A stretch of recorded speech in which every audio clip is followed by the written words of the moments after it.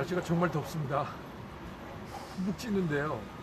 근데 사실 어떤 분들한테는 이렇게 찌는 게 그렇게 큰 뭐 고통이나 이런 게 아닐 수도 있습니다. 특히나 어떤 분들이냐 하면 평생을 장애인으로 살아가야 되는 그런 분들한테는 그 사실 자체가 이런 더위보다도 훨씬 더 큰 고통이 될 수 있죠. 근데 그분들은 그러면 움직이기도 불편하고 생각하는 것도 이렇게 불편할 수가 있는데 어떻게 생계를 유지해 갈까? 일을 해야 됩니다. 근데 일을 할 수 있도록 해주는 그런 뭐 사업체는 그렇게 많지 않고요. 법에서 의무적으로 몇 프로를 고용해야 된다고 하기 때문에 일부 하고는 있지만 정말 마음에서 우러나서 그렇게 하는 데는 많지 않습니다. 제가 오늘 찾아온 이곳은 그 본인이 장애인이면서 그리고 장애인들을 특히 중증 장애인들을 고용해서 사업체를 일구고 그리고 그 사업체가 되게 성공했어요. 연 매출이 100억이 넘어가니까요. 그 다음에 거기서 고용되는 뭐 전체가 여기 행복공장이 파주에 있는데 경기도요. 210명에 150명이 장애인이고 그 중에 80% 이상이 중증 장애인인데 이분들하고 같이 일을 하면서 그분들한테 한 달에 뭐 130만 원 넘는 최저임금 이상의 돈을 실제로 주기도 하고요. 그 다음에 또 뭐 휴일이나 이렇게 야간 근무하면 돈을 더 주기도 합니다. 그래서 그분들이 가서 정상적으로 소비를 하고 가족과 생활할 수 있게 해주는 되게 통이 큰 분 같아요. 본인 스스로 장애인인데 이분 연세대학 다니고 국가대표 유도 선수였는데 훈련하다가 척추를 다쳤어요. 그래서 뭐 얼마나 고통스럽겠습니까? 정말 암 장내가 창창한 그런 생활을 하다가 여자분들한테도 인기도 되게 많고 하다가 갑자기 전신 마비가 돼서 움직일 수 없는 그런 고통 속에서 그걸 헤치고 나오신 분입니다. 그래서 다른 장애인의 고통도 알고요. 그분을 만나서 일상 이야기, 그 다음에 어떻게 이렇게 사업체를 이끌게 됐는지 길지 않게 한 뭐 15분 정도 이야기를 나눠보겠습니다. 정덕환 행복공장 만들기 이사장이에요. 이름이 행복공장 하니까 약간 뭐 좀 멋있죠, 그렇죠? 저도 행복해지고 싶습니다. 들어가 보겠습니다. 이름도 행복을 지키자.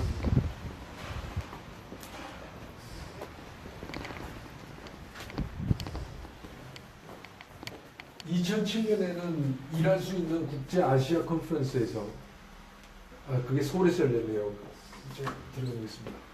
안녕하세요. 반갑습니다. 날씨가 덥습니다. 안 더우세요? 아, 더워요. 더운데 또 저는 목이 약해가지고 예. 이게 에어컨 틀면 또 이게 목이 좀 나쁘고 그래요. 잠깐 조용히요. 예? 조금만 조용. 네, 그렇습니다. 제 귀를 보니까요. 네, 아까 제 설명을 유도를 하셨다고 연대에서 유도하셨. 네.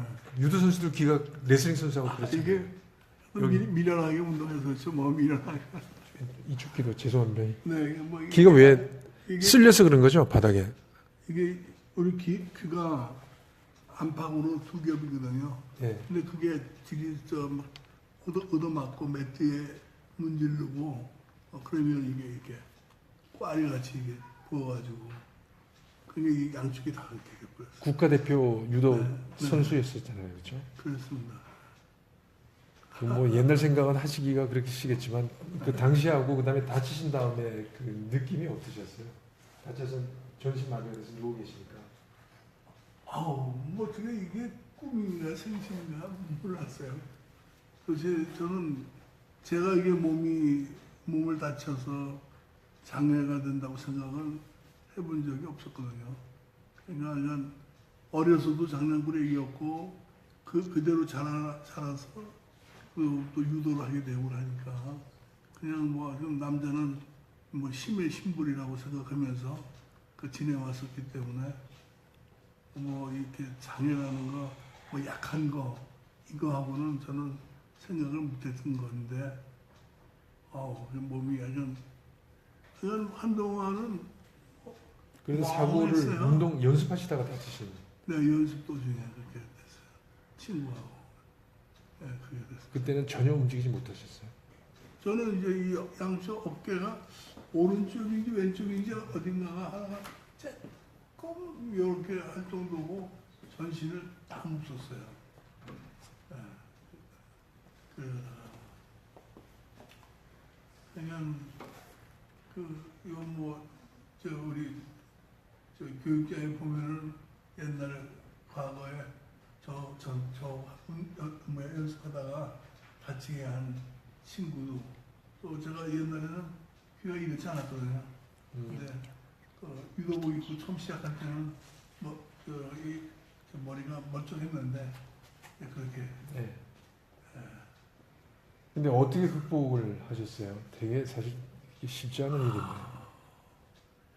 제가 지금 와서 생각해 보면 그것이 내 운명이었던 것 같았는데 도저히 지금 그 당시를 생각하면 견뎌 수 있었던 그런 여건이 못 됐었는데 결국 그걸 견뎌왔거든요. 근데 그래놓고 지금 와 보면 나에게는 이게 하나님이 이렇게 나를 이렇게 해서 쓰시는구나 하는 이런 생각을 하게 돼서 그렇게 해서 누워 계실 때 그리고 이제 극복하는 과정에 실제로 일을 하고 싶으셨어요? 돈을 버는 일을 하려고 생각했던 건 아니었고 네.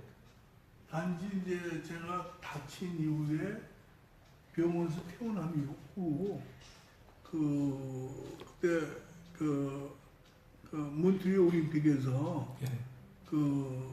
우리 후배들이 은메달, 동메달을 따더라고요.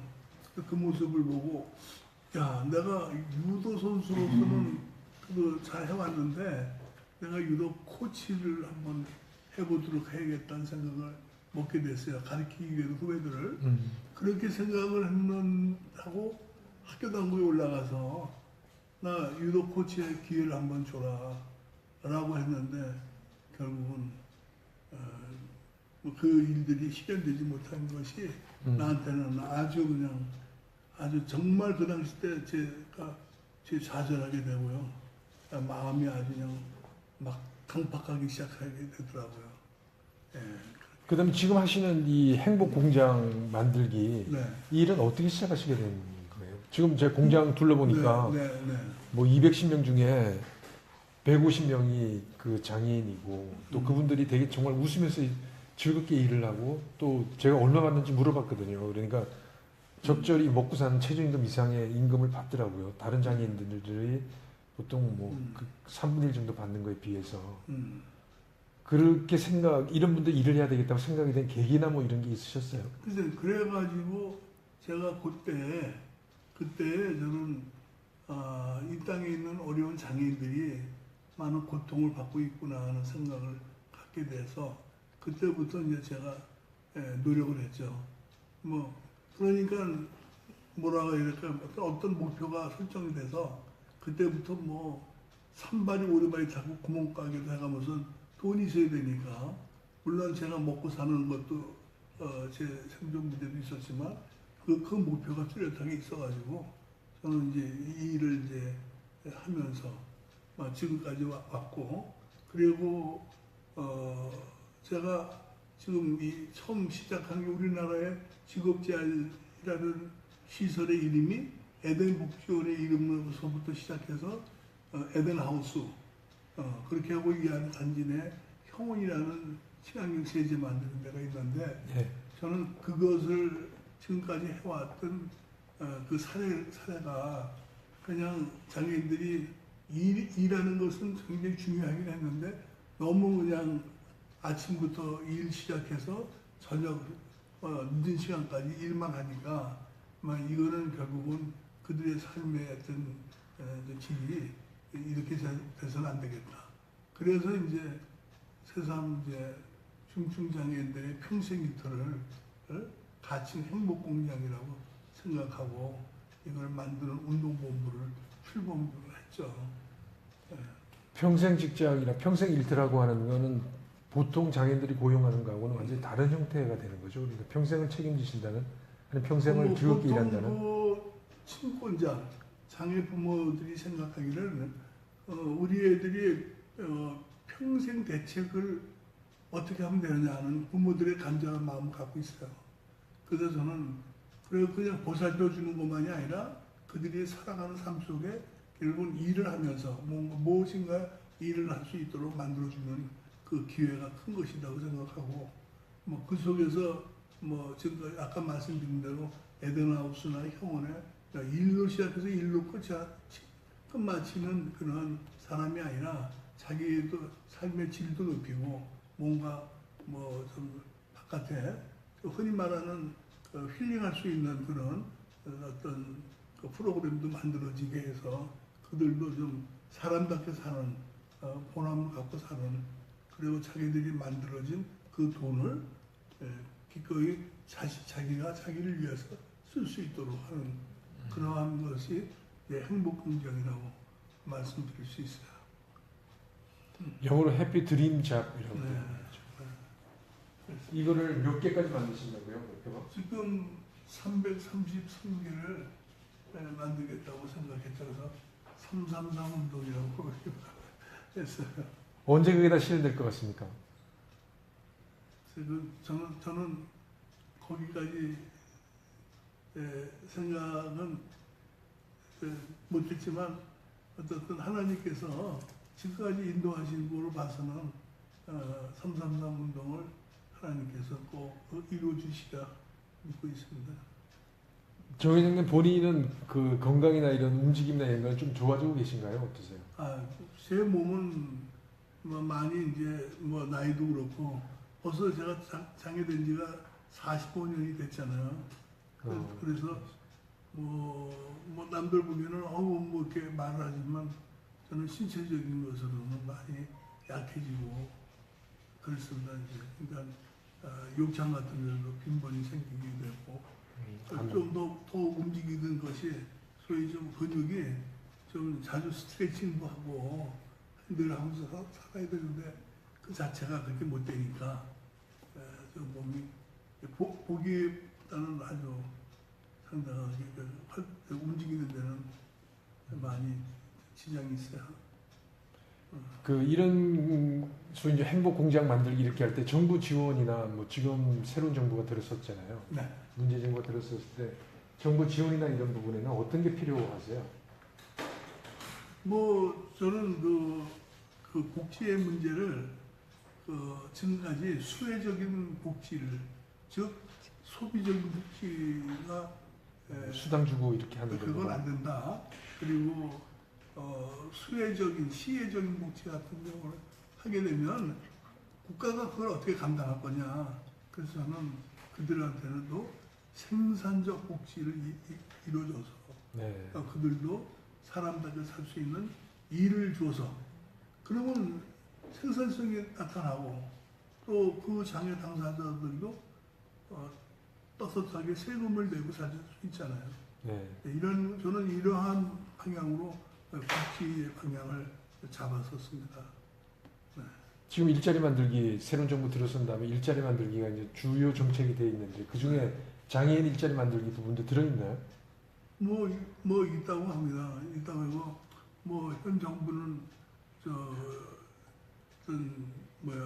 문재인 대통령이 하여튼 일자리 대통령이라고 가지고 이제 네. 한 말씀하고 있으니까 많이 기대하고 있고요.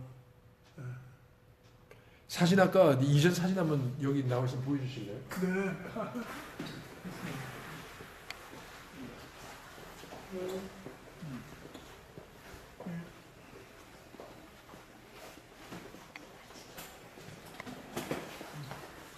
여기 사진을 보면 네. 65년부터 72년. 네, 시인들까지 이제 그래서 국가대표 선수로 활동한 성남고 그때까지 네. 여기 누구세요? 네, 그거 세 번째입니다. 여기요. 네, 그거입니다. 네. 칠도 뭐 지금도 그러시지만 체격이 약하냐고. 지금 저기 보시면은 제 귀가 이쪽에는 네, 그거 가운데 앉아 있는 여기요? 앉아 있는 거. 근데 그 옆에 사람들은 다 고3이에요. 고3인데 저는 이게 중3. 중3.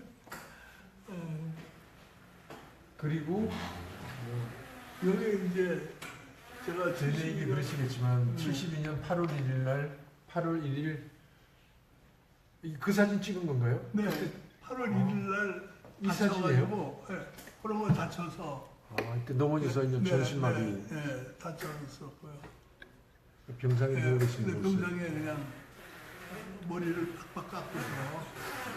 수술하죠. 병상에 계속 누워 있는 모습. 네.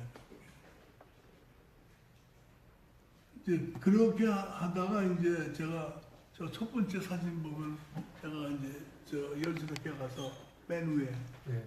맨 위에 이게 이제 모계라면 연세대학교인데 유도코치를 거절당한 또 한 분 찾은 이때 되게 실망하셨다고 아까 말씀하셨는데. 또 코치 또 하려고 생각했는데 근데 무관심을 갖고 이렇게 해서 이제 그때부터 이제 장애인들의 고통을 알게 돼가지고 네.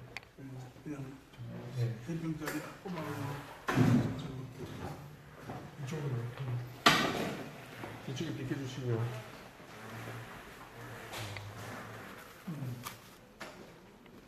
하여튼 그래도 지금 이렇게 지금 매출이 한 아까 들으니까 110억 정도 몇 매출이요? 지금 110억? 한 140~150억은 될 것 같아요. 네.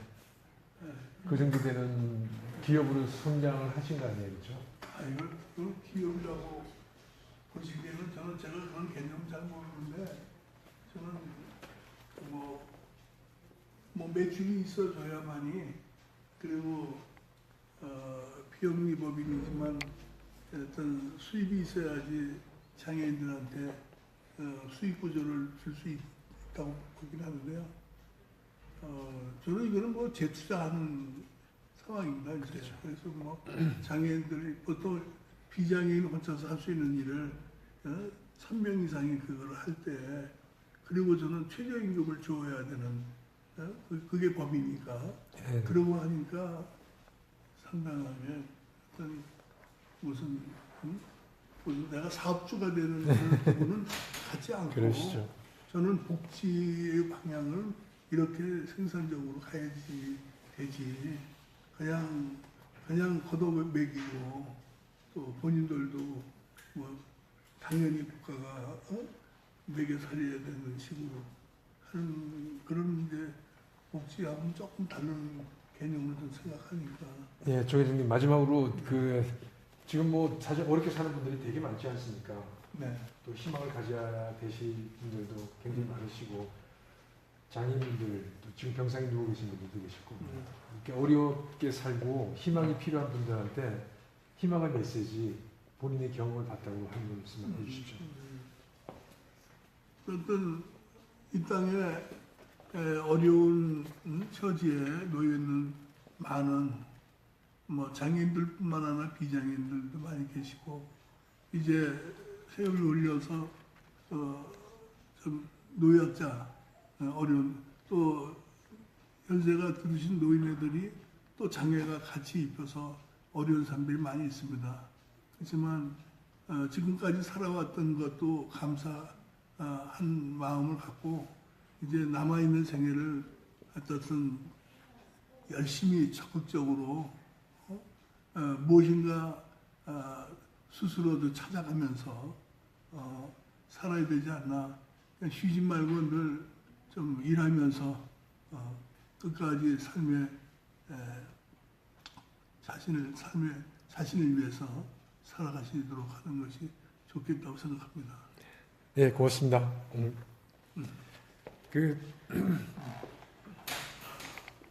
많이 나오는 이야기입니다만 누구나 장애인이 될 수 있습니다. 그러니까 그런 상황을 인식을 하면 우리 사회의 구성원으로 같이 살아갈 수 있는 그런 법도 만들고 그다음에 그런 환경도 만드는 게 비장애인이자 성숙한 어떤 시민의식이 아닐까 생각이 듭니다. 제가 여기 지금 에덴 복지재단을 와서 장애인들이 열심히 일하는 모습을 보고 그리고 또 이걸 전체를 지휘하고 계시는 정덕환 행복 공장 만들기 운동본부 이사장님을 뵙고 나서 우리 많은 사람들이 진짜 행복하구나.